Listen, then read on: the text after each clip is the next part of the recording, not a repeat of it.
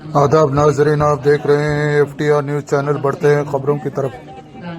विक्रांति collector जिला संगारेड्डी ने कुंडापुर मंडल के कुतलापुर में ग्राम सभा से खिताब करते हुए कहा कि భూమి లేని వ్యవసాయ కూలీలందరికీ కూడా 12,000 రూపాయలు ప్రతి సంవత్సరం కూడా ఇవ్వడం జరుగుతుంది.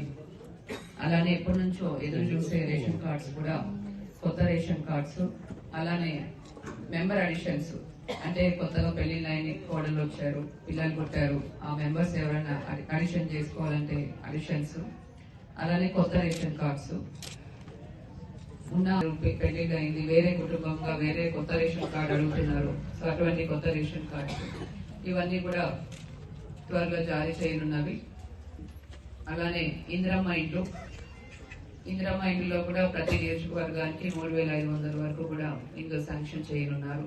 సో దీనికి సంబంధించి ఒక సర్వే కూడా ప్రస్తుతం ఎటువంటి సిచ్యువేషన్ లో ఉన్నారో అన్న సర్వే కూడా చేయడం జరిగింది. సో దీంట్లో గ్రామస్తులందరూ కూడా గుర్తుపెట్టుకోవాల్సింది ఏంటంటే అర్హులైన ప్రతి ఒక్కరికి కూడా రేషన్ కార్డు, ఇందిరమ్మ ఇండ్లు ఇవ్వడం జరుగుతుంది. కాబట్టి ఎటువంటి అపోహలు పెట్టుకోకుండా మీరు ఏవైతే సర్వేలో పార్టిసిపేట్ చేశారో అర్హులైన అందరికీ కూడా ఇవ్వడం జరుగుతుంది. ఒకవేళ ఇందాక ఏదైతే పేరు చదివారో దరఖాస్తులు చేసుకున్న వాళ్ళ పేర్లు అవన్నీ కూడా చదవడం జరిగింది. మరి దీంట్లో మీ పేరు రాలేదు అనుకున్నా, ఎవరైనా అనర్హులకు జాబితాలో జాయిన్ అయింది పేరు అని అనుకున్నా కూడా ఆ కంప్లైంట్స్, అబ్జెక్షన్స్ మీరు మాకు ఇవ్వగలరు. అలానే మీ పేరు రాలేదనుకుంటే కూడా మీ దరఖాస్తు కూడా ఇప్పుడు ఇవ్వగలరు. ఈ దరఖాస్తులు కూడా కలుపుకొని అవి కూడా వెరిఫై చేయడం జరుగుతుంది.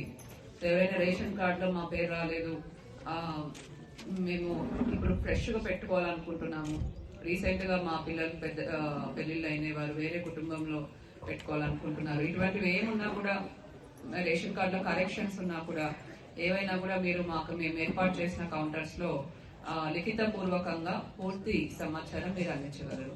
అంటే ఆ కుటుంబం యొక్క పెద్ద ఎవరు, వాళ్ళ ఆధార్ కార్డ్స్ ఏమి, వాళ్ళ మొబైల్ నెంబరు, ఇంటి అడ్రస్, ఇవన్నీ కూడా ఇన్ఫర్మేషన్ మీరు అందిస్తే మీ అందరికీ కూడా మేము ఈ దరఖాస్తులన్నీ కూడా ఆన్లైన్ చేసుకొని మళ్ళీ కూడా వెరిఫికేషన్ అన్నది చేయడం జరుగుతుంది.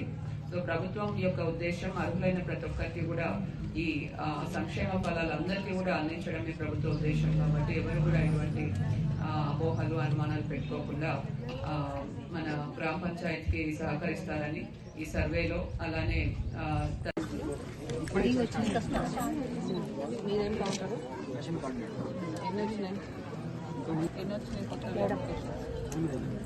ఈ 8 మరి మన లిస్టులో రాలేదు, ఎందుకంటే వాళ్ళు సర్వేలో పార్టిసిపేట్ చేయాలి. ఇప్పుడు అన్ని డ్యూటీస్ ఏవైతే జరిగాయో ఆ ఫామ్స్ అన్ని మీ ఆఫీస్లో